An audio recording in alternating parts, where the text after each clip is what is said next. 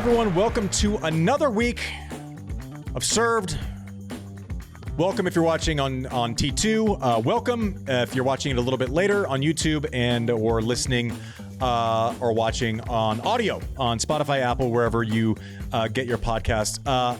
Listen, when we started this podcast, I think one of the goals was, one, is there a place in tennis that's not centered around live events where you can take some info, get some analysis on like any Tuesday, right? Obviously, the content kind of takes care of itself when we are in orbit around a major event like a Roland Garros. Those are awesome. My jaw drops whenever I see how well these players operate nowadays. Where I have fun is trying to think of ideas based on your feedback, based on an original thought, however it may come together, of giving fans a little bit of a peek behind the curtain. We've done that in the past with Max Eisenbud and others, who, by the way, is going to lend his knowledge coming up shortly. The basis of this episode is basically finances, money, in tennis. A player's journey from the time they are potentially first recruited, some phenoms from the age of 8-year-old on, to becoming a pro, becoming a little known. You're a starving artist, then you get good, you win some tournaments. Not so starving, then it becomes basically just a spoil of riches if you kind of enter the stratosphere of number one of the world, Grand Slam champion. Then you become a global name. So basically trying to just walk you through the players in your orbit, the finances, how they change, different revenue streams, and how they are adjusted over time based on market, all these other things. One of the blind spots for me was this first kind of portion of when you're a junior and you're a phenom. I was a junior. I was not a phenom. I got better a little bit later in life. So I said, who better to bring on and ask to inform us than Max Eisenbud, who has been behind a leading force and behind a lot of these phenoms that we've seen, including Maria Sharapova. So we'll kick it over to the conversation that we were able to have with Max Eisenbud, and we will be smarter by the end of it. Max, thanks for coming on the show. No problem. Thanks for having me. I continue to really enjoy what you guys are doing. So glad to be here. Appreciate you. We'll get right into it so we can save you the time.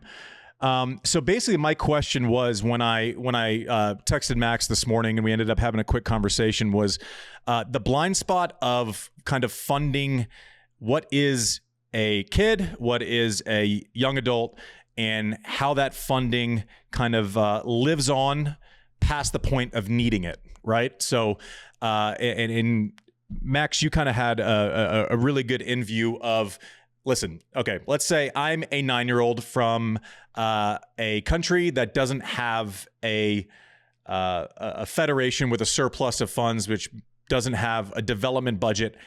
How the hell do I get enough money to give myself a chance to train, to go pro, et cetera, et cetera? Yeah, I mean, that is a really important question to a lot of talented kids out there, parents. And this is where the parents really come in. It's their first step into becoming these tennis parents, is noticing that their child is talented, and then how do they do everything possible to give them all the resources to become great. The issue is when you start sitting down with a pen and paper and say, okay, I need to hire a coach. I need to travel to tournaments. I need sneakers. If you're a young kid, I'm just saying in Russia or Serbia, and you're going through sneakers, and it just becomes very expensive. And like you mentioned, if you don't have a federation that necessarily has a Grand Slam, has amazing funding, you're on your own. So what are your avenues? A lot of people are reaching out to successful businessmen, women in their cities, local cities, and they start funding. Sometimes it just starts as, can I borrow $5,000 so I can go play La Pitas in France? And if you live in Serbia and you want to go with your coach. So this process is ongoing. And then let's say you're now 13 or 14 and you want to travel and play the circuit. Before you know it, you need 100,000 easily a year.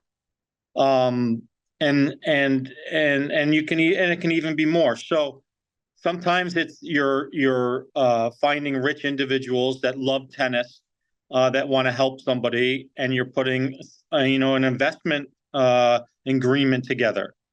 I've seen agreements where people are so desperate, they need the money, and they're giving sometimes 20% of their prize money forever. Those are the sad cases. And we've seen sad cases where people maybe put up 300,000-400,000 a year over their whole career, and nobody's looking at those agreements. Their parents are just so desperate. And then all of a sudden the player becomes top 10 in the world, and they're still giving back money. And the times that we've encountered that, you have to go in and unwind it and then get the lawyers involved. And usually a court is not going to hold that up because those agreements were signed when they're very young.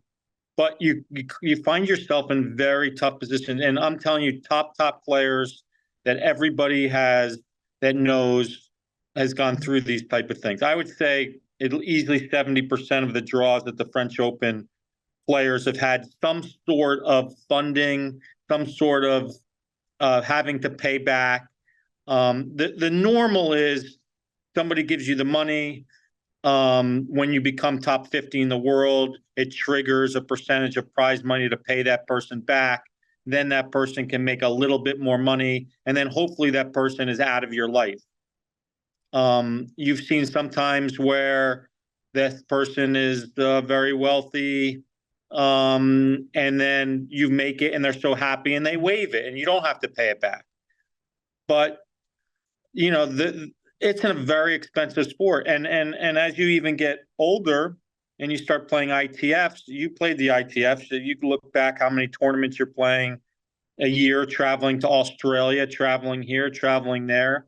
You want to add a physio, it just becomes very expensive. So this is something that, and the parents, they're usually the ones hustling and making this all possible to give their kids an opportunity to play tennis at the highest levels. So we hear, by the way, the 70% estimate for people in the Roland Garros draw who have gone through this kind of, buy now, pay later type situation is stunning. What role specifically do agencies play in this? And is it most of the time, how often are you on the front end of this funding? Because I feel a lot better if you're involved in it, because you don't need the money yesterday versus, someone who's opportunistic. So how often are you involved on the front end when recruiting someone, and how often is an absolute nightmare with unwinding these things kind of retroactively? It's no secret. I think we touched on it on last time we spoke. We are signing young players, and when we're signing the young players, the first thing we're doing is putting the funding together. Okay. And maybe a little of that comes from IMG, and we do have a little, kind of fund mechanism for us that we're willing to invest, but it's certainly not enough money to make it all work. Then we have to go to the clothing companies and the racket companies and say, hey, this is a great young player. Can you do a deal now? With the player? And what we do is we waive all of our commission on all the deals we do for our young players, because they need that money. We don't need a percentage of that money to keep our lights on. That's one of the benefits of us.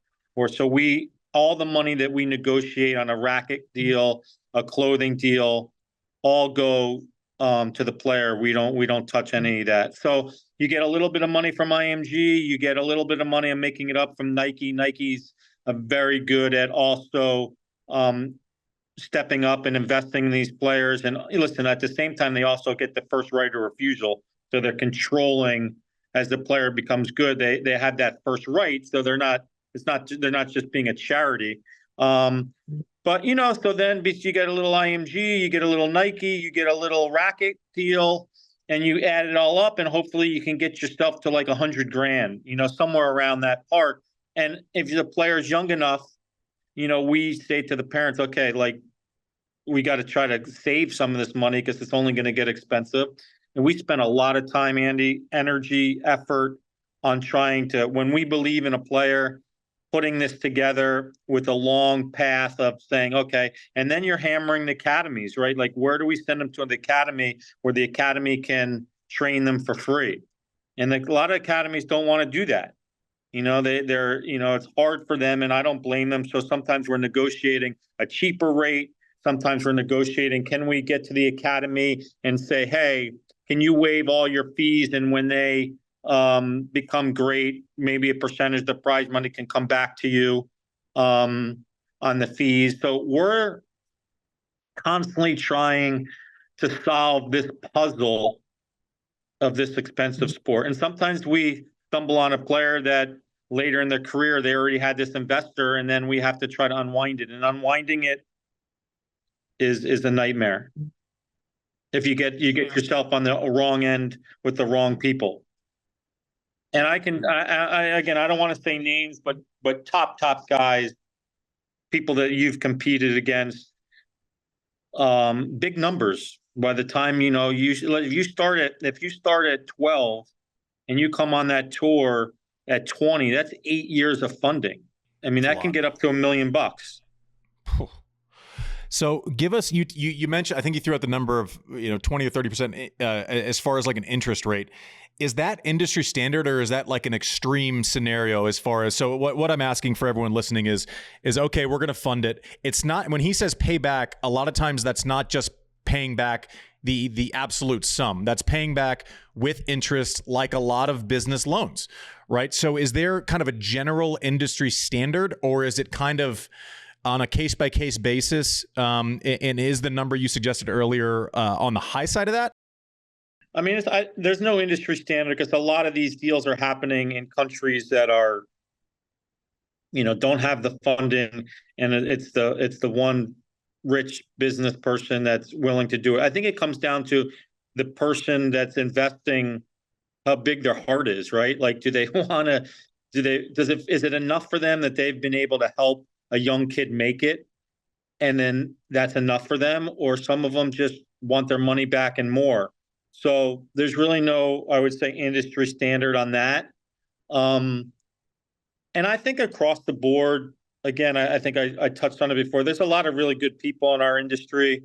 And I think there's probably enough people that are in these situations that if they do make it, maybe they're paying them back in a little bit, and then that they're out of their life. But there's certainly those extreme cases where people get themselves bogged down. Now, I will also say, if you invest in the player and the player never makes it, you don't have to pay them.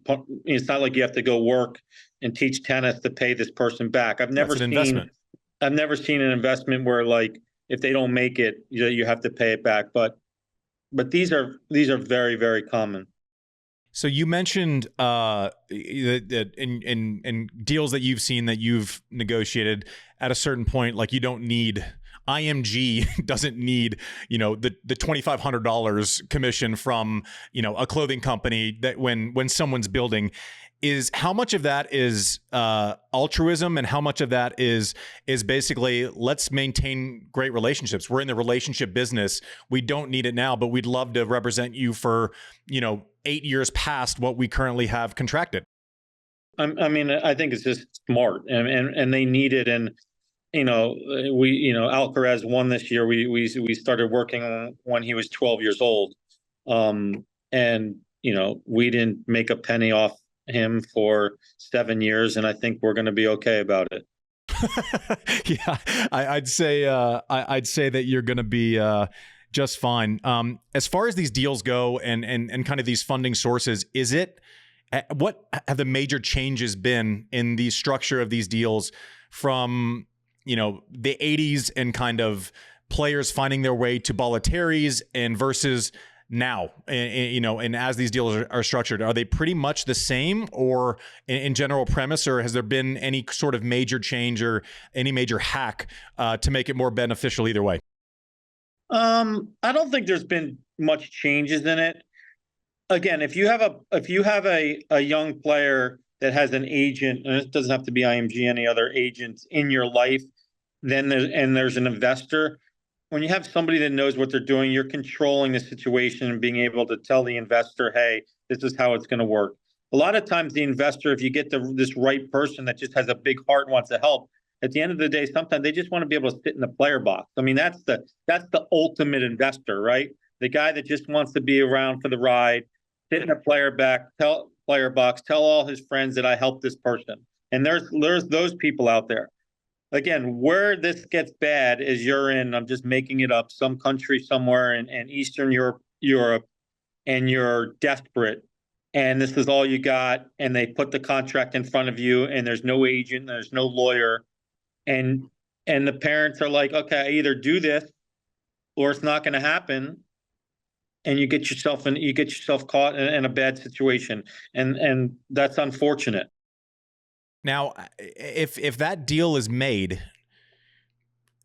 is it fair to unwind it if everyone was eyes wide open, even though it was, it was basically the least shitty of the option available, but still necessary?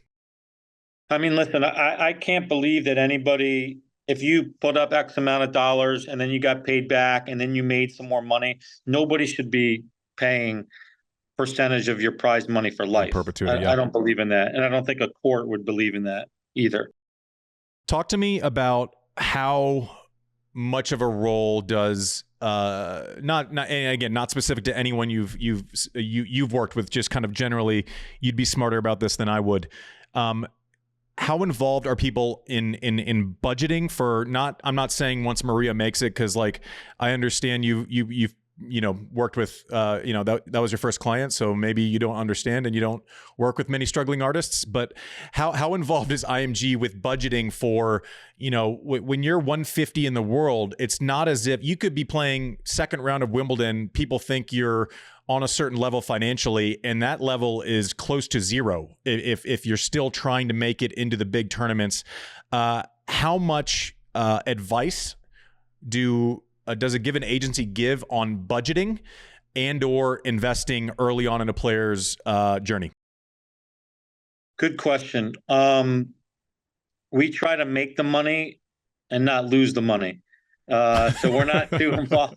We're not too involved in that. So what we do is we have a lot of great relationships with the financial people, tax people. And if we have a client that's starting to make it, we'll make introductions to the family to 2 or 3 different tax experts, 2 or 3 different finance people, and then let them choose who they think they're most comfortable with. And then we'll be working with them on all that budgeting and making sure, but we're not experts in that field. We're not experts in giving financial advice. We're not experts in giving investment advice. We're experts in doing great clothing deals and marketing and building brands. So we try to bring the experts in. Now, a tennis player who's traveling 30 weeks a year, earning income on, 30 different countries, that's not the typical financial person, and that's not the typical tax person. So, it's funny, sometimes, someone will say, oh, we have a family accountant and we want them to do it. I'm like, okay, within 3 months, the family accountant's calling up saying, please help me get out of this situation. So it's a very niche world that these tennis players live in, and they got to have really good accountants and tax people and financial people that understand the tax treaties and everything they're doing. So I do believe it is our responsibility as the agent, that first contact of the player as they come up, to be introducing them to these people, to these experts in the space. So if I'm introducing somebody to the expert coach or an expert physio, the expert accountant and the expert, that's all I think part of our responsibility, to introduce them to the experts. And then I always like to give them 3 or 4 different choices and then let the family decide on what they think is best. So just for those listeners who don't understand what you're saying as far as the complexities of taxation, and your answer is dictating a different question than I kind of had written down in real time. So I have one more for you after this. But I understand what you're saying. So if you play in Ohio, if you play in London, if you play in DC, so think about all the places where someone plays a tennis tournament during a given year. States have different, basically policy of taxation. Countries have different policies of taxation. Give a rough estimate on how many different places you kind of need to be well versed as a tennis player. And listen, as a former tennis player, I'm too much of a dummy to understand it, but just kind of a layman's explanation, Max, of what you mean by the complexities of taxation.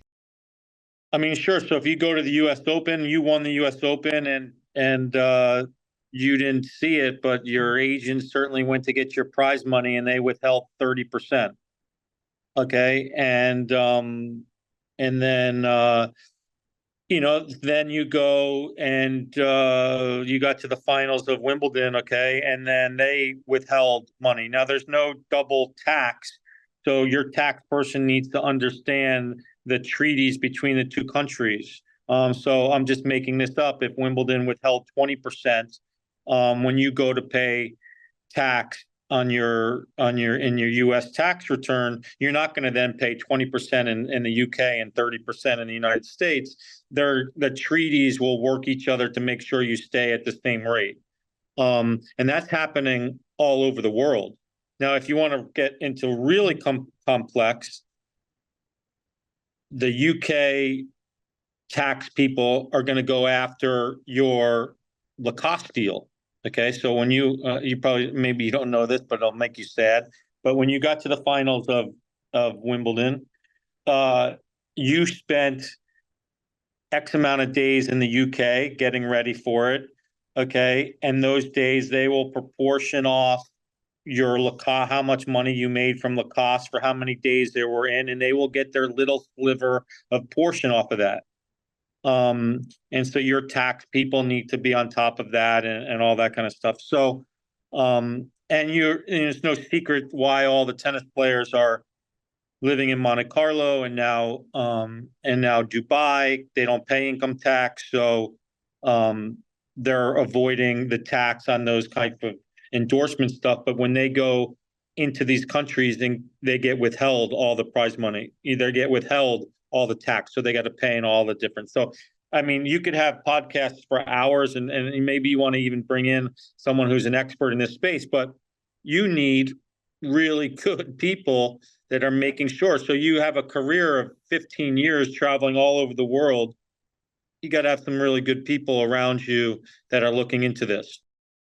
Yeah, and also, like, just as an aside before I ask Max one last question, like, I never decided like this because I just loved playing Queens and I played well there, and so like I kind of just wrote off that section of time for the year, and it was easier just to just say that's gonna cost a lot of money at some point, but hopefully I make some too. But like, you're making a decision as a player, and you don't really care whether you go to Halle or Queens Club. Right? Like that doesn't matter as much to you, but then you look at time spent in a certain place, and if I play Queens Club, I spend 3 or 4 more weeks in London than I normally would. What is that worth on a clothing contract? Like Max said. So these are all the decisions that kind of go in to scheduling. You'd like to start from a place of like, listen, I'm going to do what's best for my tennis and work backwards from there, which I think most responsible tennis citizens do. But there are factors. One more thing I want to ask you. There's a reason why Fed never got ready for Wimbledon in the UK. I thought it was because he was scared to play me on grass. Yes, that too. Yeah. But yeah, I think played his whole career in Germany, I believe.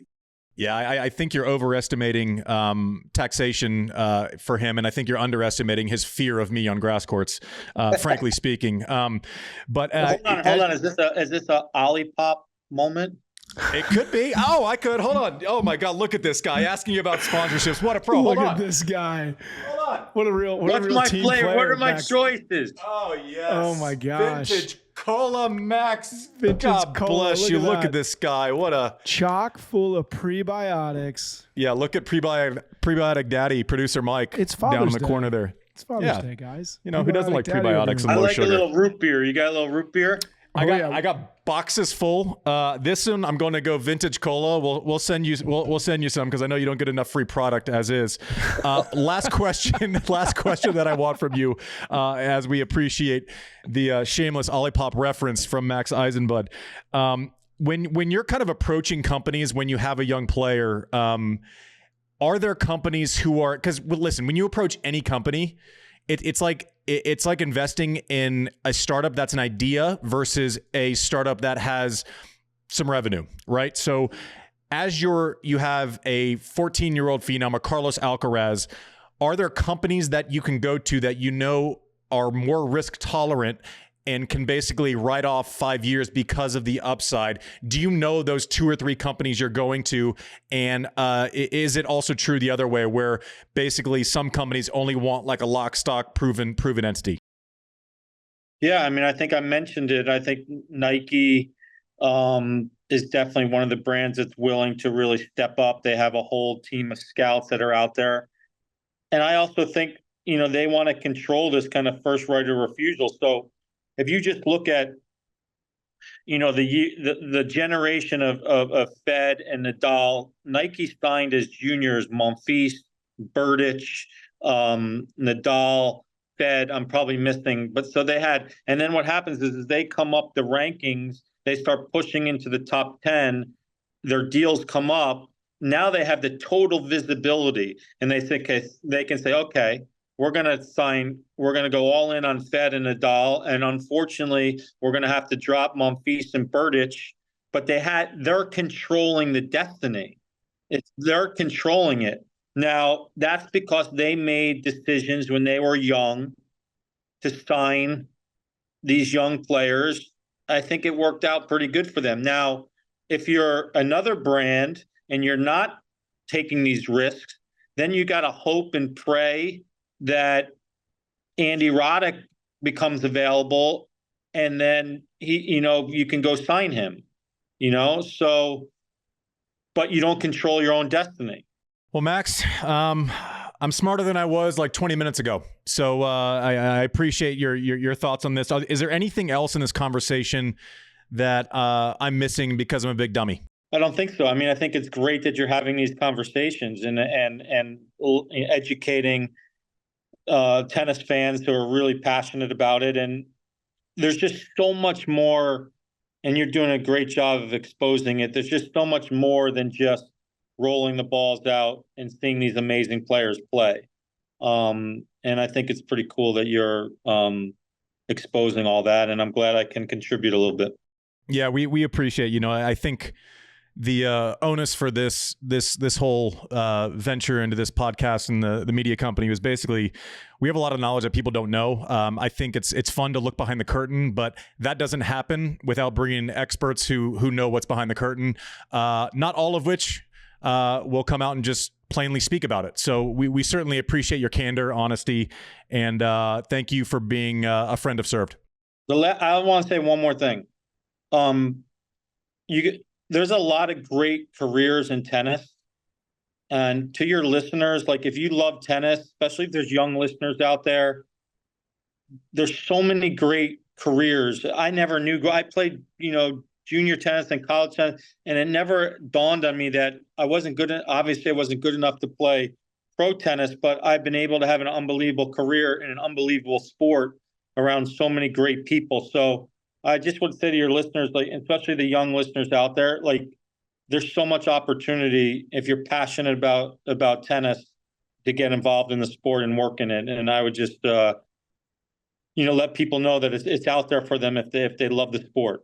And that's not an idea. That's a lived experience for Max. If you listen back to our episode, and if you haven't listened to it yet, and you think what we just talked about was interesting, we did almost an hour of it in one of our first episodes. So definitely look on our YouTube channel to listen to that if you haven't yet.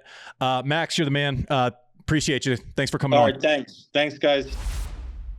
Obviously, the theme of this episode is kind of money in tennis, a player's journey from being a kid with some promise, up through being 17 on the cusp of actually playing or maybe playing in Grand Slam events. And for those very few elite, maybe even winning a Grand Slam at 17 or 18, Hingis, Tracy Austin, Rafa, so on and so forth. And then the journey to some success, tour standard, maybe being a star, maybe being a superstar. What that all looks like, where the payments are coming from. It's easy for any of you listeners to go Google someone's prize money. And they say career earnings, and that is, it's deceiving. That is their career earnings on court.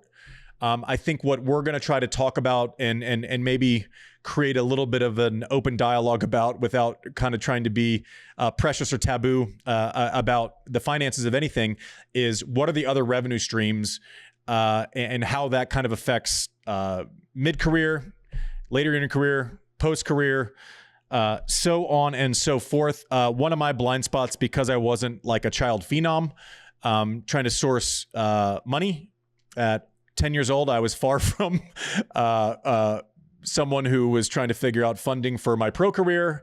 I'm pretty sure I wet the bed till I was about 11. So I just wasn't that guy.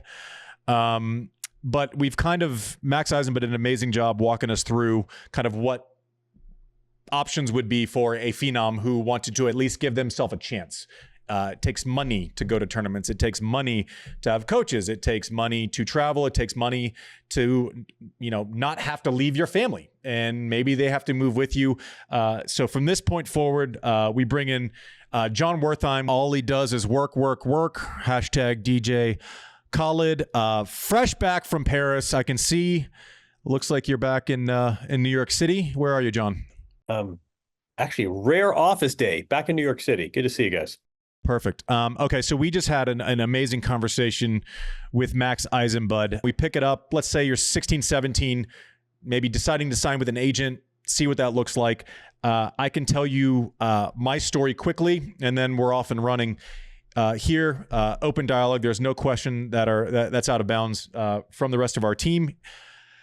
So I was fine. I was good in juniors. I was good enough to know that I wasn't super good. And then all of a sudden at 17, change coaches, win 2 massive junior events, Eddie Herr Orange Bowl. So my world junior ranking goes from 40, which sounds good, but also means you're probably not making it on tour, to, I want to say I finished that year in the top 3 or 4. Eddie Herr Orange Bowl, seeded 2 at the Australian Open, win the Australian Open. My progression was, in 1999 at the Junior US Open, I think I had 0 agents watching, right? Because I just wasn't there. I ended up losing to Scott Lipsky, who ended up being a doubles player on tour, but certainly not the type of loss that agents were drooling over. Win Eddie Herr, which is a big event. Win Orange Bowl, which is a bigger event. Generally World Championships, people like Federer and yada yada yada have all won Orange Bowl. I get to Australia in January of 2000. And every single match I play, and we're talking the beginning of Eddie Herr is the beginning of December, the beginning of the Aussie Open Juniors, second week of Australia, so end of January. So this is all happening within 5 or 6 weeks. Every single agent from any company was there watching every single match, sometimes cheering just to be heard and seen. They're not approaching me directly. There's obviously a ton of inbound, whether it's my coach, parents, people just coming up and introducing themselves. And then all of a sudden, we're at the point where we need to choose representation, of which at that moment, I didn't know too much about. So this process starts early December. I start winning everything. I go down to February. In February, I win the Banana Bowl in Brazil, which is the equivalent of an Orange Bowl. So I've basically ripped off the 3 biggest junior tournaments in the world within a couple months. And then, so from December to April, I win a bunch of stuff, end up signing with an agent, have a Reebok deal in my hand, my first Reebok deal, with a guaranteed money, incentivized X, Y, and Z. That was signed in April. So in the course of 4 or 5 months, I went from, where are you going to go play number 4 in college? And now you have a Reebok deal, you're a pro, and you're making money. Mike? How much money were you spending to get to that point? A lot of money. Just in that period of time. How aware were you at that age of the actual real cost? I was aware that there was money being spent, money of which I have two older brothers. My oldest brother, there's no way my parents could have afforded the cost of what I was doing when he was my age. Like, they would not have been able to afford that. My parents, farmers from Wisconsin, my dad, they lived in a trailer together when they first got married. But then by the time I was coming up, they were spending, and I didn't understand the stress points of it because they didn't put that on me, which I'm thankful for. And my dad at that point had been a successful businessman, had worked in, if you heard of Jiffy Lubes, he kind of bought another one, ran them, and at least had business acumen. My current business partner and mentor in our real estate company was involved with my father at that point. So I was incredibly lucky that I had a business mentor for not as far as like he would reach out and coach, but any questions I had along the way, I knew I was probably one phone call away from getting an answer from someone who didn't want or need something from me. And I don't know that that's the case with a ton of people. But to answer your question, Mike, what does a economy class ticket cost to Australia? What does a coach cost? Tens of thousands. I mean, Tariq Benabiles was 20 something in the world. I'm guessing we're paying him, tens of thousands of dollars. He was working with other players, so we're not full boating it. But yeah, to travel to Australia to win that major, to then be recruited, to then sign the Reebok deal, those were necessary. I don't know that I get that Reebok deal without winning a junior Grand Slam. And also a part that is a huge part of it is being from a country that was extremely thirsty in the kind of vacuum of Pete, Andre, and always being titled to the next Grand Slam champion and the next world number one. So we're looking at six figures plus for sure on a year-to-year basis. What's up, John?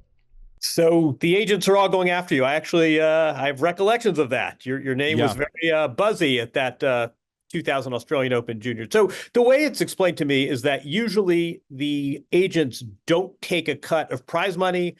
They do take a cut of everything they bring in, sponsorship, apparel, endorsements. It starts at 20%. It usually gets worked down. So let me ask you how, especially given that there was sort of a bidding war situation, how aware were you of how you negotiated that agency fee? Because a lot of times what will happen is you have these agencies just keep undercutting each other and say the other guys will do 15%, we'll do 10%, and we'll give you a wild card into one of our events. Oh, wait, we'll give you... So do you know the terms of your agreement with the agency? I think it was SFX, but whoever you chose, were you aware of the terms and are you sort of comfortable talking about what the term? It was the standard deal. So last segment, John, we talked about percentage of prize money. That normally is part of the payback situation when you get signed at 13, 14, 15 years old. There's basically the loan plus interest. The interest is normally taken out of current and future prize money until it's paid off and then some. Max told us of some absolute nightmare deals and having to unwind because a minor signed it, yada, yada, yada. I was aware of big picture items. A couple of things that I didn't care about that a lot of other players do. I wasn't going to sign with someone for an unearned wild card. Right. It wasn't part of my process to say, even if I don't earn it, or if I earn it enough, like there's no way I can be number one in the world in juniors, have a bit of a track record and then not get a wild card into Miami. Right. Or even if I don't sign with that agency, I thought it was a bad look for the tournament. The terms would have been standard. So the numbers you were talking, at first. So I know my Reebok deal had a guarantee of X amount a year. And then obviously when I'm 21 or just turned 21 and winning US Open and number one in the world, I'm not playing on the same contract from when I'm 17. It's incentivized. So you negotiate that contract when you're 17 with Reebok. And then there are incentives. If I make top 10, bonus. If I make top 5, bonus. If you win a slam, bonus. If you finish number 1, that's all accounted for. And you're the happiest person in the world if any of those triggers actually click. Now, for me with the agency, I was worried about, I was very, very consumed with, and I don't know if I still agree with this or not. I ended up signing with Ken Meyerson, who became like family to me. He wanted me the most, is what I felt. I felt like he enjoyed my vibe. I felt like he hustled the most. The SFX was a smaller agency, a much smaller agency compared to some of the other ones. I at that point, I didn't want to have to compete with an Agassi in the same, either he was SFX, but he was on like kind of a different planet. I didn't want the same agent. And that was a lot of what the agents would say is like, I'm so-and-so's agent, I must be great. And in my mind, I'm going, if you're so-and-so's agent, then you're busy as shit, probably. So I was aware of those things when I was 17, but, my parents did protect me from a lot of it. Like when people would come pitch, I would say hello, 15, 20 minutes of small talk, answer any questions they had for me. And then when it came down to numbers and dealings and negotiating, like that was something that I don't think my parents wanted to burden me with when I was on a roll on the court, when my coaching situation was good. I don't think that I mentally needed to give much time to those other factors involved. What I will tell you is that it was completely different. I signed a deal that I want to say finished at the end of 2003 with SFX. So sign at 17. It comes up again at when I'm number one in the world and US Open champion. At that point, I could look at them and say, I don't give a shit what your standard deal is. I don't care, because you can represent 42 players that you hope will be good and or that are 60, 70, 80, 90 in the world from non-major markets. And that doesn't do you the same as what I might bring to the table. One of the mistakes my agency made was allowing my friends to intern. So I knew everything backwards. I knew the numbers. I knew what percentage of their business I was at that given moment. And so I knew I had them by the balls at 21 years old, but I definitely didn't know that level of detail when I was first signing with an agent. For me, it was more about comfort and not getting completely lost in the shuffle of the orbit of the bigger players. What was your first prize money check that you got kind of around, obviously pre-US Open? What was the first prize money check you got there where you're just like, holy shit? It wasn't really holy shit. It was 2000. So win Australia. Next month, there's a tour event in Delray Beach, of which I went to high school 10 minutes away. So I want to say maybe, I don't remember when I was offered the wild card, but I think in Delray Beach is a small 250 event. So not like a major, where they're, burning a massive wild card, but it was a good story locally. It gets some coverage. So there was maybe an added benefit for them. But I lost to Lawrence Thielman first round, and I was so pissed because I would have played Rafter second round, who was like God to me then. And so I lose to Thielman. I want to say it was like, it wasn't like what you're thinking, Mike. I want to say it was like between $3,000 and $4,000, of which I went and invested none of it, spent all of it on a sound system for my car. JBL. Yeah, it was one of those obnoxious ones where you get to the parking lot of high school, because I'm still in high school. I'm a senior in high school when all this is going down. So it's one where I drive myself to high school, and I get there 5 minutes early only so I can play music loudly in the parking lot. One of those type things. I know exactly what you mean. Little outcast on the way in to the morning activities. All right, let me throw it at you. How aware do you think other players are of their colleagues' financials? Like I just learned about, I probably shouldn't name her, but a French player who had to qualify for a recent major. Nike gave her $1 million, 100 grand for 10 years guaranteed. She never really made it. And it seemed like everyone kind of knew that. And she was almost a marked woman. when players get these guarantees, when they're getting deals with Reebok, and when agents are flooding over them, how aware are you of other players' financial situations? I think pretty aware. I mean, as you know, from having worked in tennis, like there's not a ton of secrets in tennis. Like it's this massive kind of macro global sport industry, but there's not a ton of secrets. I mean, I knew, that being an American, I was getting better offers than some junior with a similar resume from a tiny country that didn't have, Reebok headquartered there. And the market, someone trying to pick up the next Pete and Andre. And, I was especially attractive to other brands because Nike wasn't in on me early. They kind of took a pass the first time around.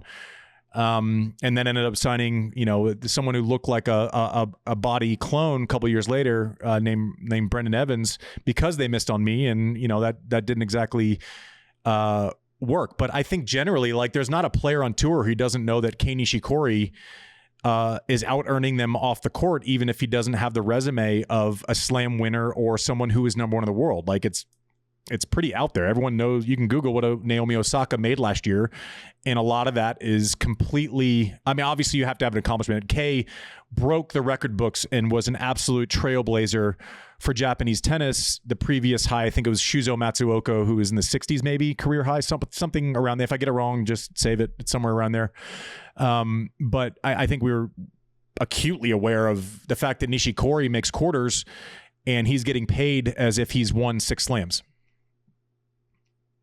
So I think you're generally pretty aware of the hype mechanisms in place in kind of the markets of everything, and it creates a little bit of a pressure mechanism too. I mean, I don't off the top of my head know the French player that you're talking about, but you have seen some players who are great, and then all of a sudden there's a financial expectation. There's an expectation to have an ROI, right? Return on investment from a big company.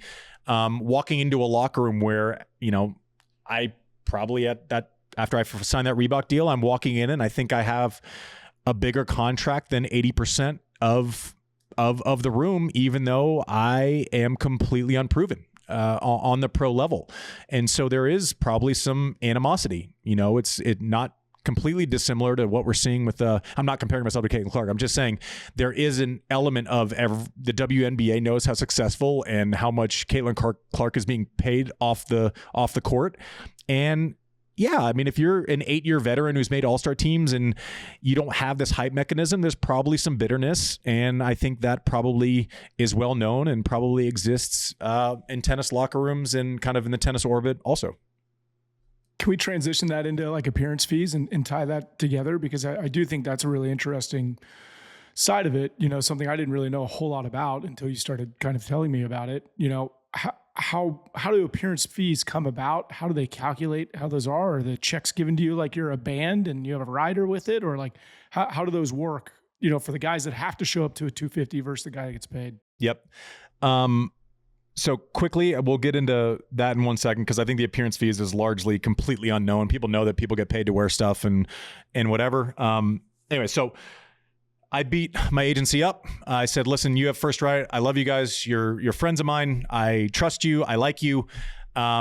This is basically, I presented them with an offer of, this is the commission I'm willing to pay on what you bring in. I will say, like a shoe and clothing deal is an expectation for a top player. So I had a different commission set, and I don't know if this is normal. This is just something that kind of I thought of, and I thought it was relevant.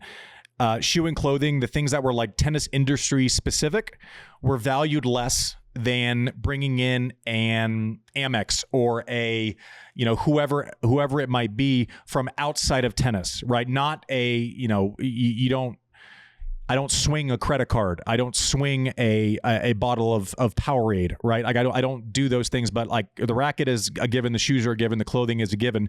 So I valued those differently on a commission base because I felt like one was a lot tougher given the product than the other. So the commissions, I value them differently. And so therefore, but I simply, when the deal was up, I said, listen, here are my terms. You basically have you can sign yes, and it's done. I've already signed my piece. You have 3 days, otherwise this message explodes. And, all the while, you kind of knew that they were going to end up signing it. And then from there forward, the Reebok deal, I think I've talked about this on the pod before. If not, number one in the world, number two in the world. My deals, I win in 2003, deals up in like April of 2005. I had a verbal agreement with Reebok in February of 2005. And then I had a meeting with the former chairman, Paul Fireman, in a restaurant in Memphis after a night match. He came down, we basically agreed to terms. And then we couldn't really get a response from them after that. And just for all the things that are going on in the orbit of a given deal, they couldn't tell me that between when they verbally agreed and 3 weeks later that they had started conversations to basically merge with Adidas, and that one of the things was they couldn't bring on new contracts while this was being negotiated. So I'm basically 3 weeks away from my deal being up, 2 in the world, pretty marketable at that moment in time, and not having a deal. And so Ken Meyerson going and negotiating in France with Lacoste, with the elder statesman of Lacoste, while he was on his hospital bed. And so that's how that deal got done. But they're just always moving parts and different kind of macroeconomic factors that can affect a given deal at a given time. Appearance fees. So basically what they are, for people who don't understand it when we say it, is there are tournaments. And basically outside of slams and Masters 1000s, which you kind of, if you qualify for, you have to play a certain number of them as per kind of being a part of the ATP tour, being eligible for benefits and yada, yada, yada. These are, you kind of sign away. So thousands and slams, no one's getting paid to play in those. Just simply, you see someone, top seed in Rome, they're not getting paid. Obviously, you're not getting paid to play in Wimbledon. Anything outside of those is open season. So for the longest time, Memphis was a 500 event in America. They knew that I probably wanted to play that tournament. It was indoors, it fit me, and it was an 1.5-hour flight or 2-hour flight from Austin. Made complete sense in schedule. So I wasn't in a position to rake them over the coals for it, but there was 1,000% always going to be a 6-figure plus deal just to sign up for the tournament before I hit a ball. And it ranged from like when I was first on tour, you'd get, $50,000 or $50,000 deals to come play. And then later on in your career, you go and play in places like Abu Dhabi, where the government is paying you, and it's an obscene amount of money, right? It's just, and I'll tell you the max number and a specific example with Abu Dhabi one year, which will make all of you hate me. So appearance fees basically, simply as I'm coming up, I basically get a secondary look at a deal depending on if Andre or Pete has entered the event in the American market. So a San Jose, a Memphis, a Indianapolis at the time, a Washington, D.C. Early in my career, if Andre enters, or Pete enters, if they both enter, I'm getting less because they're the priority. That's who are going to get the paychecks. As that shifts, Pete retires, I'm in a better situation. I am now called number 2 for a tournament in America. Andre retires. I am the call. And without giving myself too much credit, I could dictate terms of a tournament existing sometimes. And you try to balance that with... take Indianapolis, like I stopped playing it. It was gone a couple years later. I'm sure there are other factors. So all of that as a player, you are taking into consideration, does it fit in the schedule? Am I only playing this for the appearance fee? Is it a tournament I like? Do I have to travel? If I have to travel, so if I'm traveling across the globe to, Asia, or somewhere where it's not a 2-hour flight, that number goes up for an appearance fee. And then sometimes, you can sign a 3 or 4 year deal. I think Roger at the end of his career had a lifetime deal with Hala, and I can only imagine what that would be. We're talking millions and millions and millions of dollars. So it's this kind of complete open market Wild West thing for appearance fees. Alcaraz wins the U.S. Open a couple years ago. He's getting paid a lot more on a week-to-week basis just to show up. And then from the tournament side, you have players that will show up, and if they've agreed to come to your tournament, they are going to play their asses off. That normally serves you well 5 years later when maybe you're not the hottest ticket on tour, but they know that you will show up and be a professional, versus sometimes you could be the hottest player on earth and tank matches. And, there have been many examples of guys taking appearance fees, flying somewhere, putting in an average effort, and the tournament still has to pay them, which is a problem. But then as soon as that player, is on the edge of getting paid or offered an appearance fee, they normally didn't get offered it anymore. But it is open season. It is a massive business. And so when you look at career earnings, I would say most of the tournaments I got appearance fees at, if I won the tournament, the prize money was less than I was getting paid just to show up. The irony of all this is that the smaller events that are more financially cash-strapped and don't have the big media rights deals, they're the ones that have to pay for appearances. There's one exception that is a bit of an open secret, and if you're a very, very top player, it's not directly from the tournament, but there are some fees available in Australia for top players that I gather are part public money, and they involve some other appearances on the side. It's a great hush-hush because, only the very tippy-top players avail themselves, but they're seven figures. I mean, there's significant fees. Also, obviously, appearance fees don't appear in any sort of prize money calculation. So when we say John McEnroe made $12.5 million for his career, or Carlos Alcaraz went over the $30 million mark last week, and so did Iga, that doesn't include these appearance fees. What I'm curious about, we've heard some of these fees are $20,000. If you'll come play Houston, we'll hook you up. Others are in seven figures. I mean, Roger wasn't playing for less than seven figures. I'm curious what comes with that fee, because if I'm the tournament director and I'm paying one player more than the winner gets, I want him in my doubles draw. I want him talking to my sponsors. I want some sort of non-disparagement clause. So if the court catches fire, he still has to say it's a beautiful night and I'm thrilled to be playing in Cleveland. When you went to Indianapolis, to pick my hometown, but a random example, what did you have to do apart from enter the tournament to get that fee that you got?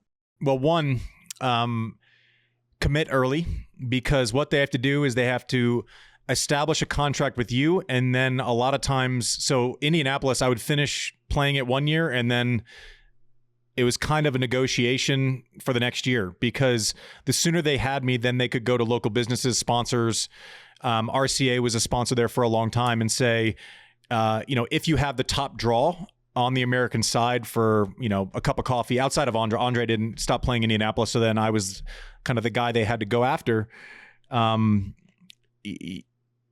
going to be able to see, one, the value of committing early so that they can kind of use your name to secure sponsors. A lot of times clinics involved, a lot of times different press obligations. So instead, like, the only thing mandatory is for every player is if there's pre-tournament press and you get requested, that's generally what's required of a player going in. So whether it's an appearance quickly for the host sponsor, RCA, any private capital that's been put in, all those boxes are checked and pre-negotiated.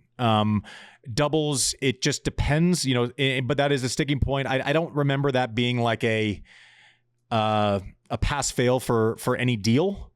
To get done. I know that there are some appearance fees that like half would be paid. And then for people that went out and tanked, which I hope and know that I was never going to be a worry. If I showed up to play, I gave my appearance fee back a couple of times because I thought I gave a shitty effort, or not a shitty effort, but I played shitty and had a bad result, and offered next to no value to the tournament for that given year with ticket sales, et cetera. But all of those things are pre-negotiated. If there is an individual sponsor, so you have someone, let's just keep using Indianapolis as an example, because we can't get in trouble because they don't have a tournament anymore.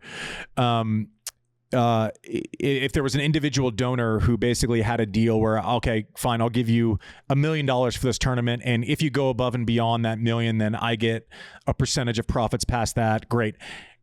They have everything's negotiable. They have a 9-year-old daughter who plays tennis, and part of your appearance fee is you have to hit with her for a half hour coming in. Like, what's that worth? So all of that stuff is on the table, John, but the commitments would be significantly more than, and rightfully so, than anyone else who simply just entered the event for the ability to play for points and prize money. Would you be able to like put riders in your contracts like a band, like, blue M&Ms only? I want my own. Yeah, what you would do, and I came out of pocket for this most of my career. It was just my personal preference that I didn't like staying at the host hotels just because I wanted some space from tennis in the event when I wasn't actually on site. So we've talked about this before. I think Kim and I got on one about this or someone, I forget who it was. Anyways, but I didn't like going down to breakfast and having to have 12 different conversations and hi hellos to so-and-so's trainer's cousin's wife. That wasn't something. So for me, it was like, okay, yeah, well, and I'd like to stay here, and that would normally be covered, unless it was sponsored by a certain hotel brand and they demand it, whatever else. But there wasn't a rider. I never wanted to in a locker room present as any different outside of the bounds of what is my business. So there was nothing as far as like private locker or like any that shit I could do without. It was more just kind of the way that I like to generally operate the week. If there was a request on hotel, maybe an extra room if I had someone who wanted to come to the event, something like that. But it's not the rock star rider where you come on site and there's only orange Skittles available. I don't know that it got that far. You could probably ask for, whatever. I wanted, kind of to feel quasi normal, even if I was one of, only 1 or 2 or 4 people getting paid for a given event. For a top 10 player, do you think it's fairly average or normal for, these appearance fees to outweigh their prize money throughout the course of the year for a span of time, or no? No, I think there are, at any given moment, I think there's probably 3 to 5 players on both tours that make like screw you type money in appearance fees. And so also it's market dependent. So the Barcelona event, right? Let's take that as a 500, middle of clay court season, historic venue, all of the things that you want in a 500 event. If Rafa decides to play, simply in a Spanish market, he can take as much of their appearance fee budget as possible. And that leaves David Ferrer with less during the prime of his career. So it doesn't depend on ranking, Mike. It probably depends on, like, Kyrgios, has never been top 10 in the world. And yet I guarantee you his appearance fees at certain events are more than, maybe the number 1 seed in that event. I would say more often than not in a smaller event. And now, obviously, take away the Mount Rushmores, right? Out of this conversation are Novak, Rafa, Roger, Serena, Venus, Murray Prime in Great Britain is like, forget about it. All of those players. But at the end of the day, Kornikova at the height of her career was commanding as much in appearance fees as anyone else on earth. So it's not a ranking is a part of it. Accomplishment is a part of it, but certainly not all of the conversation. Like I said, the Abu Dhabi thing, I got the biggest appearance fee of my life, right? And it's like, close to $500,000 to show up for an exhibition. I show up 2009. I think there's 6 players in the draw. They also pulled in Fed Nadal that year. It was like murderer's row of an exo, and no one's played a match coming in. Like, this is how obscene the money is and how source dependent it is. I go out, full off season of training, high expectations, play Nikolai Davydenko, and no one's there. by the way. It's all marketing. It's probably the first. I was probably a participant in sports washing before I understood what it was, John. Sounds like sports watching you're describing. Yeah, totally, completely guilty. But I didn't even know it. Honestly, I didn't know it. I go out and lose 2-2 to Davydenko. I think I was on the court for 48 minutes. Doesn't change my appearance fee. I go in because I'm like, I wouldn't mind playing another match this week. Like, I was pretty bad. Australia's 3 weeks away. I'm here anyways because I had some lose that match, and then I have a sponsor stuff for the next 3 days because they've bought those appearances, frankly. And I go in, I'm like, hey, before the semis or the finals, if you need like an undercard, 2 sets and a breaker, if there's anyone else that wants to play, that'd be great. And they go, nah, we're good. We got the publicity. We've been here. And then I kind of started understanding a little bit more, but it's they all kind of work differently. There are certain places that you can go get paid, that have been paying players for a long time. Certain markets where, like all of a sudden Hala signs that long-term deal with Roger, and Murray, not like he needs it. Myself, the other top players, we know there's more money available at Queens, and it's going to be there for a while because the top draw in grass court tennis for that moment in time has committed to the other side. So yay for us. What else about the gross thoughts of cash in our game and appearance fees? You're making money up front. You have this Reebok deal, but especially, I hear now more than ever, these are incentive-driven deals, right? So Jannik Sinner gets to number 1 this week.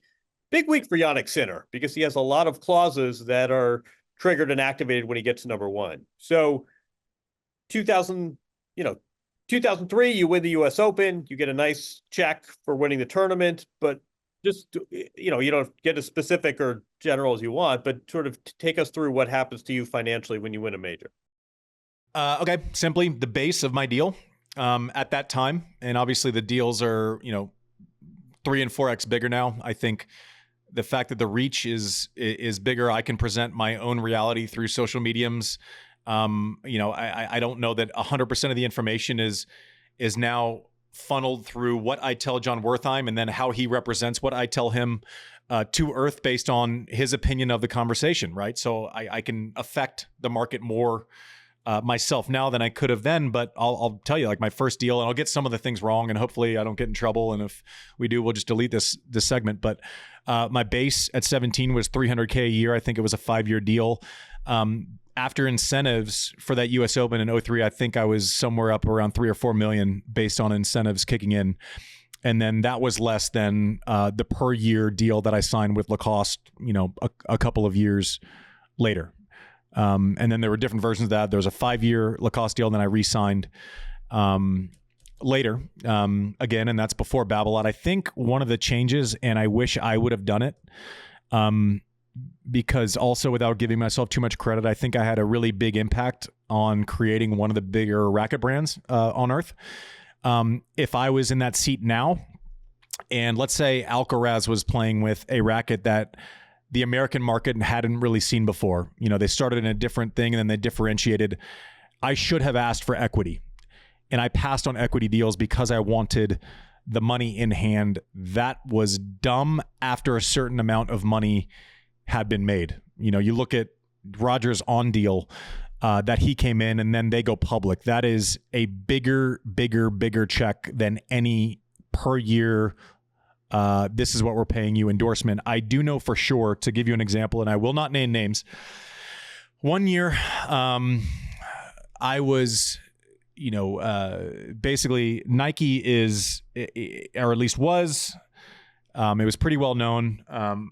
They had the most incentive-laden contracts, and it was a bit of a marketing mechanism back in the day to announce max value, because then you get, holy shit, they're paying so-and-so X amount a year. We're the biggest, we're the baddest. It's its own kind of self-fulfilling marketing machine.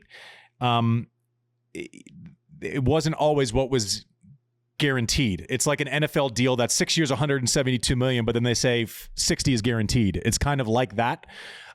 But I remember one year I lost in the semis of World Tour Finals, and I think it was 2. One was already secured. It wasn't me.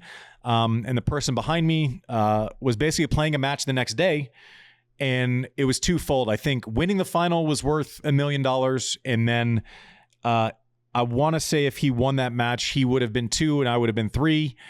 And that was worth like $1 million to $1.5 million. So he's going out and playing one match for a couple $1 million bucks.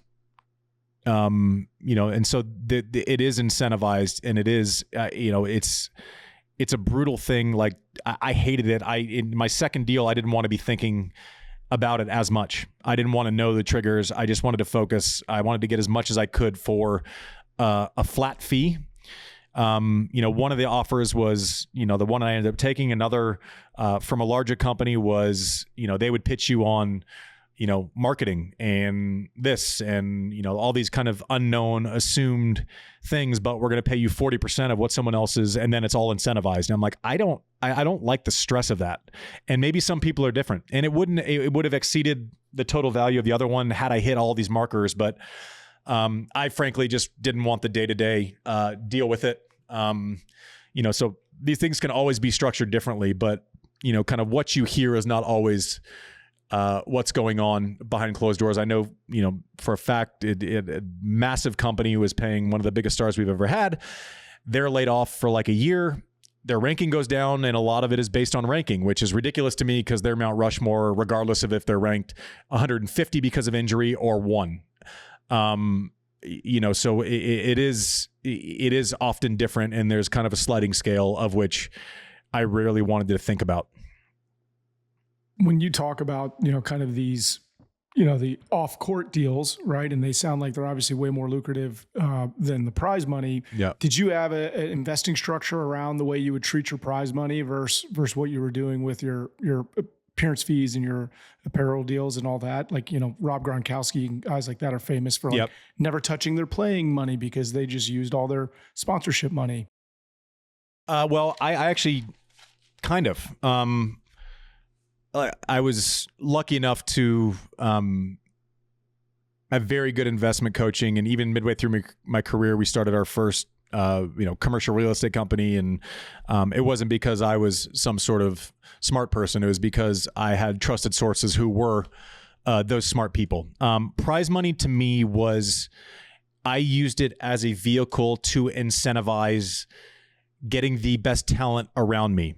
Whether that was, a trainer, whether that was a lot of coaches can get paid. I wanted to incentivize a Grand Slam final, a Grand Slam win, the same. And that was probably later on in my career. I took more control over that. I think through 2004, or 2005 maybe, I was probably had my head in the sand. And then I kind of started owning it a little bit more after that, and I knew every decision. I had all the conversations myself. Past that point, there was never a conversation where I approached a coach. That was through an agent. Every deal that I had, I was in the room. Every product that was pitched, I was in the room. But that was probably started when I was 22. Maybe with that Lacoste deal, I was in the room on every conversation and privy to all the information. It wasn't a structure of like, I'm keeping this and giving that. It was more, I viewed prize money as a way to incentivize and motivate the team around me and feel like, I also wanted to feel like I come off the court, I'm winning, we're winning. And I think that really creates a fabric of a team. And I don't think that I was good enough about that in the first probably 3 or 4 years of my career. And after that, I think the team around would tell you that I was really good about that. So less about this is a bonus, this is invested. All of it was invested past like living expenses, but I felt like I could use prize money as a motivator without it really affecting my way of life at all. You think that's common on the tour? I don't know. I think most players, maybe, and this is an assumption, at that time when I kind of took over took over my own trajectory, I felt like I was really young to be doing that, and I felt like a lot of players just didn't care or want to know. I do think not enough time is spent on investment education, right? All investments are not the same. Your uncle wanting to start a bunch of car dealerships and you footing the bill is not a good investment. Something I was very conscious early of having a lot of capital at a young age and creating a downhill snowball by virtue of not spending crazy amounts of money while I was still in my prime money-making years. All right. You want to do some speed round here? Quick answers? Yes. All right. Financial questions. What's the most you've ever heard of a player make in an appearance fee? That's deceiving because like a lifetime deal is worth tens of millions of dollars. On a like a per night, you know, there are players who I've heard have gotten $2 million for one night of an exhibition. And then if you all of a sudden do a tour of a certain area, you know, you're looking at, you go to, you know, Africa or South America, and you take another player, you prorate that fee over the course of 4 or 5 exhibitions, and you know, there are players that have probably pulled in 10 million in a week. What's the most you've heard of? I mean, there's a famous story of a player winning a major and giving his coach a $50 bonus. Presumably, he just didn't know better. But what's the most money you think a coach is pulling in? I honestly have no idea. I'll tell you what I know. I have no clue how anyone else has structured coaching deals. That's maybe one of the secrets, right? I got to assume it's going to be someone interesting, like if a coach funded someone and then got back end of that player for a certain amount of time. I got to think it would be not a salary. It would be like a back end based on hours given at a young age is what my guess would be. If you make $100 in a tournament, let's leave the tax implications out of this, but you know, you clear $100 in a tournament, how much of that are you spending on hotels, on labor, on travel, on change coaching fees? So if you make, let's just call it $1 million a year, taxes aside, so taxes not included, which is different based on play. I mean, the better you get, the more you're spending on coaching, right? And because I want the right to, I also want a trainer, and I don't want to sit in a locker room and schedule a time for a trainer, have to wait there another 2 hours. So it's all basically the threshold of what you prefer. I always viewed it as an investment kind of in myself. If I'm going to pay for the best trainer, how many matches, this is the way I thought of it, like, okay, they want an extra X. I'm going, okay, well, is this person worth winning 3 more matches this year? Will they, then I'm like, okay, that pays for itself.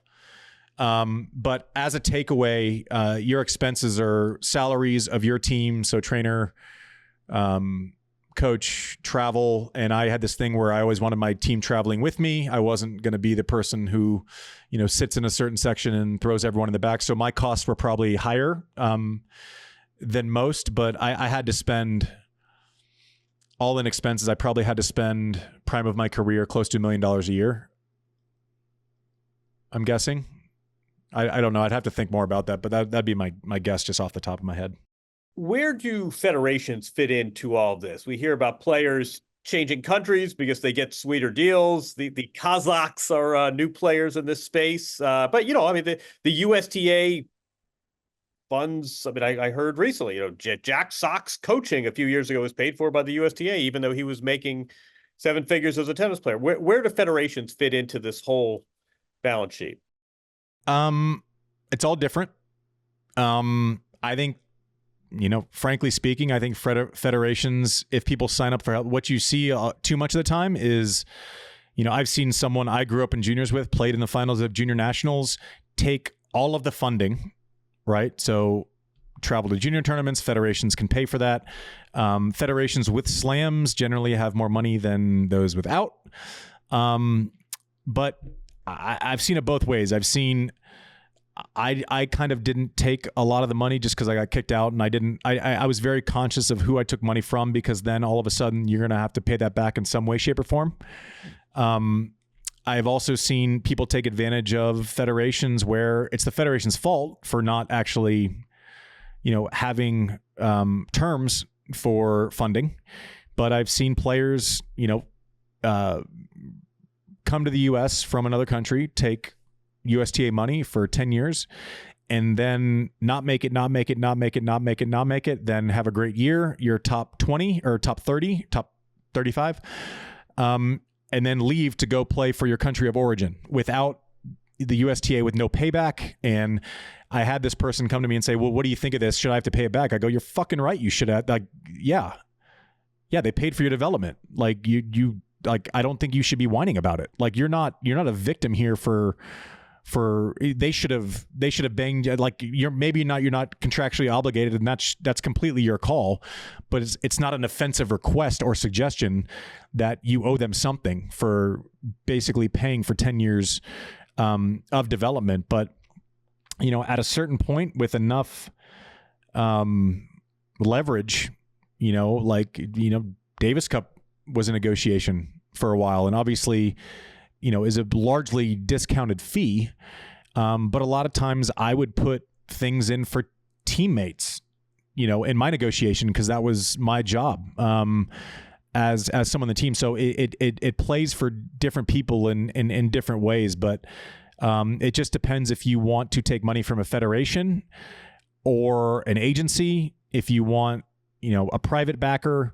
Those are all pieces to the puzzle. But I think you should be eyes wide open when you take something that eventually, they're going to come for it, and you shouldn't act shocked by it. I'm going to sell out Rafa for a second, and I don't even know if this is sort of in the rumor but informed rumors category. But apparently he had this thing where he would, at the U.S. Open, he would drape a towel from his hotel. I think it was the St. Regis, maybe the Peninsula, St. Regis. He would drape it over his chair at changeovers. And the rumor was that in exchange for using the hotel towel publicly, he and his team would get rooms. I think that's too good a story to check the facts on, but something to that effect. There's another hotel where if you play in their pickleball tournament and you tweet something out, and you can look up what hotel I'm talking about, you get to stay there and you and your team free during the U.S. Open. That could be a big cost savings. Did you have a go-to hack for economizing? Totally. I mean, not go-to, but all those deals are out there to where someone's going to do it, like the hotel towel thing. I don't know if that's real or not, but it wouldn't shock me. But all those deals are in play, and if both sides win, then a deal's going to get done. It's just going to get done. But those are, there were, I would say once I reached a certain level, in New York, I probably didn't pay for a hotel room, and that was even before it was as easy as tweeting it. But I mean, one thing I've heard is that there are expenses that the common fan would never imagine. You have no idea how expensive this is to play the sport. On the flip side, there are also revenue streams that the common fan might not think of that add to your prize money. And I don't know if you want to specify which ones you found, but here's our headline that will be offered with no context when people cover. I have been paid to attend a bar mitzvah. When I was very young, I got paid in cash to attend a bar mitzvah. There are many revenue streams, and at some point, you basically have, I always had a certain number of goodwill events that I would do through a year with no expense. And then the rest of them, if you were showing up, you were benefiting financially in some way, shape, or form, with no question. And so I'm sure there's a million other examples, but yeah, I got paid to go to a bar mitzvah when I was like too old to be going to a bar mitzvah. How do you establish a rate card for that? There's not a rate card. There is a number that I would do it for, and there's a number I wouldn't do it for, and you start with the number you would do it for. Hope cocktail hour. It worked. Yeah, and from the other, like, and just frankly speaking, I know this is a disgusting episode, but I think it's hopefully informative and at least gives a peek behind the curtain. But if you really don't want to do something, you can quote a lot higher rate, right? Like there's a number where if it's annoying, if it's too much travel, if a sponsor wants too many days, then you basically put that in the terms, right? And then there are some things that you're motivated to do, places you're motivated to play, and that probably factors into some sort of discount. Also, Techie Sean, what's up? On those lines, knowing what you know now, is there anything that you would either go back and tell yourself or tell someone coming up now, like financially or running your own business? Like, is there any advice that you would give yourself or someone coming up? The equity piece is a big deal. I would request, even the simple request of an agent to send paperwork and not just a bottom line. Even if you never look at it. We always had an agent that had recruited an older brother of mine. My agent early on in my career knew that anything, he was basically operated like as an advisor, but it was basically a checks and balances for my agency.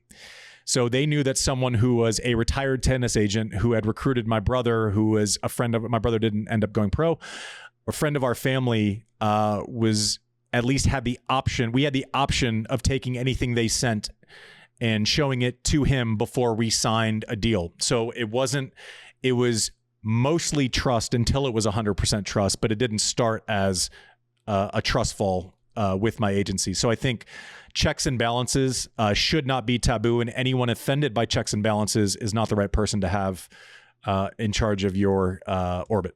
As players kind of approach the back end of their career, yours was at 30 years old, how are you analyzing, your financial future, right? It's not common for people to retire in their mid 30s, early 30s, late 20s, and have $40-50 million in the bank. How did you look inside and kind of analyze that for yourself and plan for a long-term future? Yeah. So, listen, I certainly understood, in 2011, I understood that I needed to kind of think through the next 20 years, with a little more urgency than maybe I viewed it when I was 20. But I also think a mistake is made where you're like, okay, I'm retiring. Now I need to get serious about the cash I have. I think that conversation needs to be had a lot sooner, because there are so many advantages of making money at an early age. My best business in kind of my post career was started during my career. So I think I see too many athletes. I'm retired, and then 2 Tuesdays later, what now? And I think that leads to, the stories we hear about, athletes, whether they're dealing with depression post, and they don't expect you to feel sorry for them when they have that much money. It's just a matter of feeling lost and not knowing what the next week feels like. Right. And so at any level, I think that emotion can exist. Emotions don't stop existing because you've done well. There are obviously privileges. I always say from the moment I was 19, I didn't have real life stresses. I didn't worry about food. I didn't worry about homes. I didn't worry about, so I understand what I'm saying is going to make a lot of people roll their eyes. It's more of a day-to-day, fill your cup up, be proactive about what you have, and especially so if you have been given the gift of talent and the ability to create money at an early age. As far as post-career, my focus was so far from tennis for a decade. I mean, we only started this however long ago. I only started working with Tennis Channel, frankly speaking, because of a global pandemic and time, and continued because they were happy with me, owning my geography frankly, and not, I've been pretty against traveling, just because I really like my family. And, but I think as soon as a player is comfortable having those conversations and learning, they need to surround themselves with smart people and ask a lot of questions. Some of the things I see where players go sideways and end up in bankruptcy, et cetera, is because you are an expert in one thing doesn't make you an expert in all things, right? And you see that a lot. It's not just in tennis, but if someone's successful, in hedge funds and they buy an NFL team, they automatically assume that they are the smartest person in the room, with draft picks or personnel, or even though I have no idea. You guys are in North Carolina, no, stop. This is just a general conversation, John. But I think there is that thing, and we have seen it tragically in tennis with people who should never worry about money in the afterlife, now having to worry about money in the afterlife. And I think a fair amount of it is overestimating ability for intelligence. And I would say I was probably cocky about a lot of things in tennis. And I think having a sense of humility as soon as you step outside of your lane matters. And I think that's kind of advice that I've tried to hand down for anyone who has asked, post career. Do you think tennis players are shockingly, surrounded by more yes men or yes women, or however you want to put it, than other athletes, because they are the industry amongst themselves, right? They are the whole team and brand and everything. I actually don't know, because I don't think that's an obvious yes. I think there's probably a lot more grifting in other sports, because you almost have to play for your lunch in tennis every day, right? So, you sign an NBA contract with salary, and again, remember, there's 3 to 5 players who make stupid money at a given moment. I think, maybe that ebbs and flows, maybe it changes over time. But I don't think I sign a salary all of a sudden in tennis. I don't think you go from $0 where you're first pick in the draft and all of a sudden you have $60 million. I think, and then all of a sudden people are going, whoa, this guy, I would like proximity to this person who now has $60 million and maybe not a responsible idea of what to do with it. I think coaches, trainers, most people around star tennis players kind of benefit together, where it's not a take, but it's hopefully in a good scenario, it's a value add. Now, there have been tragic stories of that not being the case, but I don't think tennis comes close to outpacing other sports as far as those bad stories on a percentage basis. Let me ask you a sort of adjacent, this is like a cousin of that question, which is all this money. And I think this is an important conversation. I think fans, it's interesting. Fans talk about it. Fans are curious about it. I think players can benefit it. I think sort of the asymmetry of money talk always hurts the talent, always hurts labor, and it always helps management. So I think this is effective. But I'm just curious, big picture, all of this talk of bonuses and incentives and disincentives, what is the impact of all of this on the quality? Like how is the sport itself and competition impacted or not impacted by all of these sort of money issues that are percolating? I don't think the quality is affected now. I think, frankly, the players are making so much at a certain level now. And this has nothing to do with borderline main level tour players and challengers, because they're grossly underpaid and undercompensated consistently. And I think that's an entirely different episode that we need to visit at some point with maybe someone telling me what I can't relate to. And I'm completely open to that conversation. I don't know that it affects quality now, because I think there's been such a strong precedent structure of how to negotiate obligations.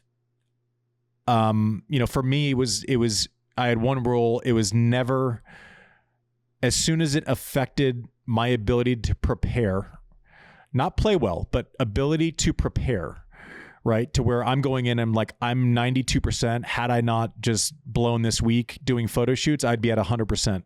So I think the biggest gift to a player is very, very, very consciously clear scheduling. Like, I think like if someone's like, oh, we need an appearance and it's 3 days before a slam and it wasn't organized. No. And I think the power of no matters.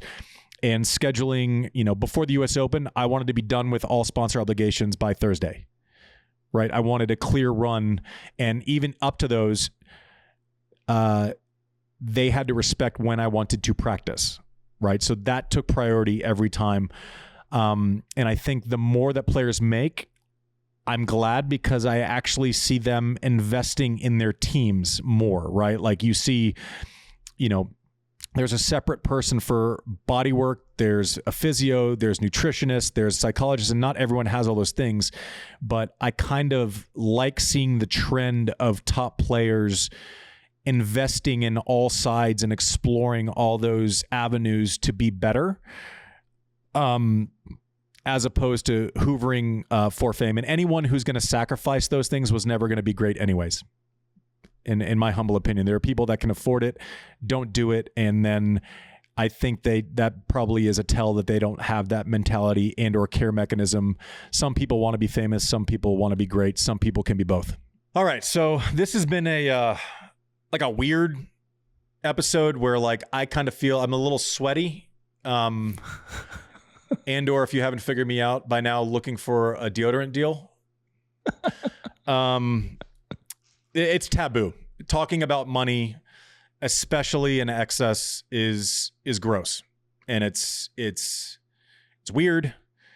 I also feel like, I don't know, if we set out to do this podcast and talk about uncomfortable things and to make it as real as possible, and even though it's weird and I understand it's privileged and I understand all these things, it was a lived reality, and hopefully you all think it's interesting.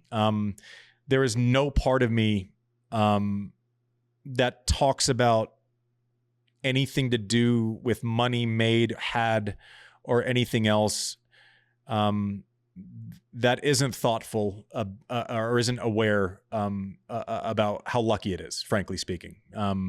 I get all that and I understand all that. Hopefully it just gives you, we've had a lot of requests. Tell us about this subject in the comments. A lot, possibly the most requested version of the show. This is not to do anything other than just give a peek behind the curtain, which was kind of the original conversation between Mike and I on a, wouldn't it be cool if we did this type thing? And it's grown, and we feel lucky that you have kind of bought in and have listened and are interested in the kind of stuff that goes on behind the scenes of tennis. As always, a huge thank you to Jon Wertheim. Jon, do you have any closing thoughts? Anything we missed? Any extra? I don't know, anything that I missed or that you've noticed that we should talk about, or anything that you just want to talk about more? No, it's a weird situation. It's a weird workforce. We think we have income inequality in society. Here's a sport where the top end you could retire a billionaire, and the guy on the other side of the net could be taking bananas in his backpack because it'll save him on his per diem. But no, I mean, I think you said it really well. I think one of the goals here is always to inform and give fans a little bit different way of seeing the sport. And the fact of the matter is people are having these conversations behind closed doors.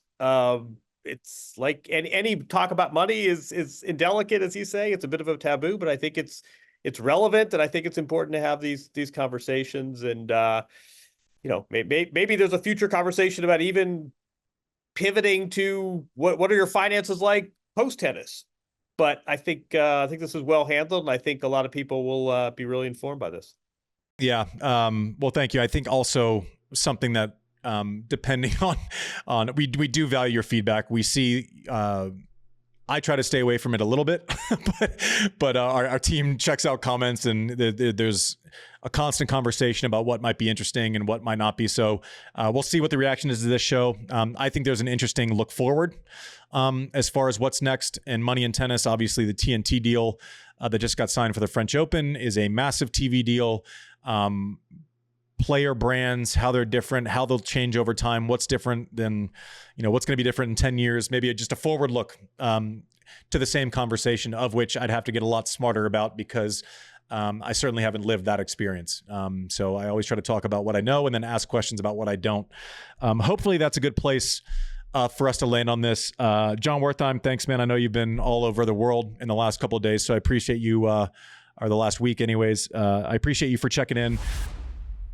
And now it is time for hashtag Get Served by Roddick with our friends at Swing Vision, but I would be completely out of form if we went through an entire show, which you'll have the 52-minute version on T2, and I think the extended version on Pod and or YouTube will end up being closer to an hour and a half or plus. And producer Mike has been wearing there's no chance that I can't bring up this move that you are wearing a hat that says Prebiotic Daddy.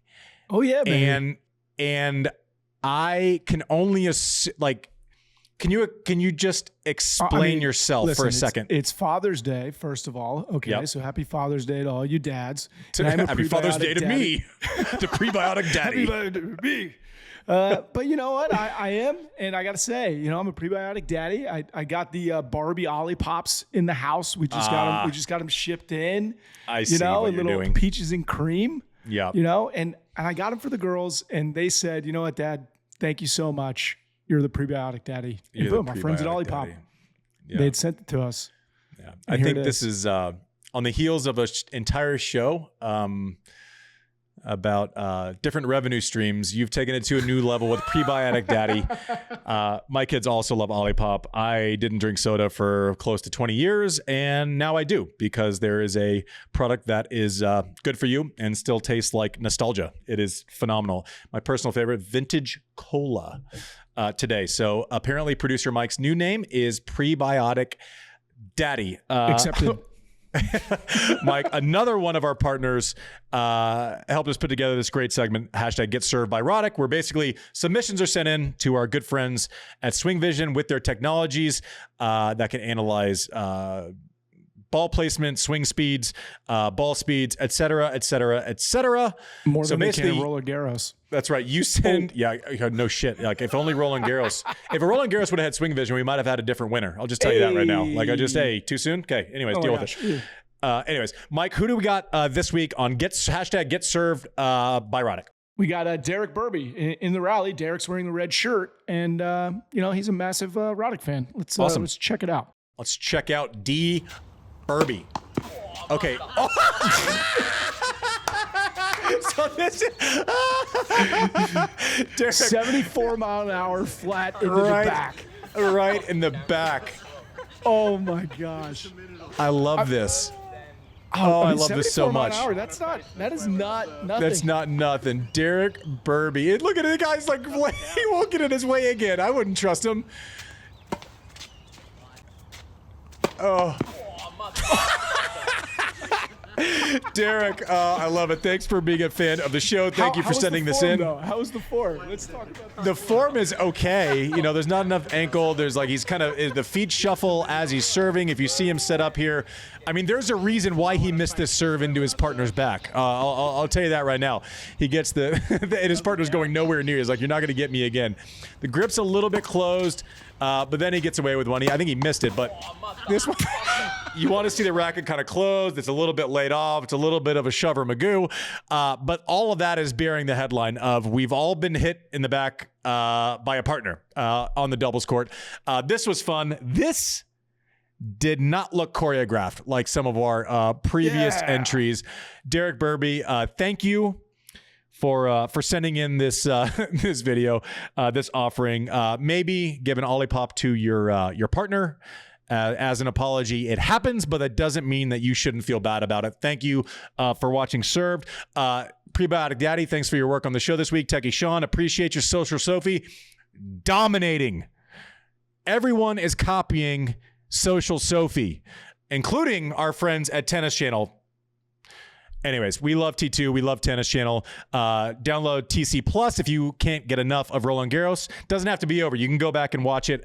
Check us out on YouTube. All of the things, all of the podcast, all of the audio, Spotify, Apple.